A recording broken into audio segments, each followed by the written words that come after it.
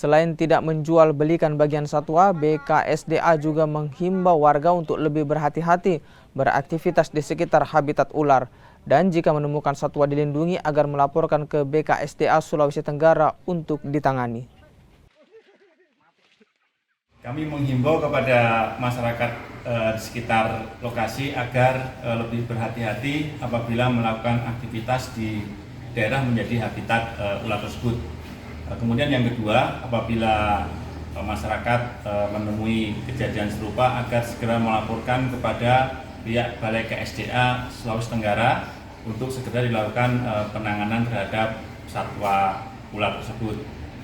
Kemudian untuk bagian-bagian satwa, kami harapkan kepada masyarakat agar tidak memperjualbelikan. Jadi nanti bagian-bagian satwa tersebut akan kita musnahkan sesuai dengan peraturan perundang-undangan.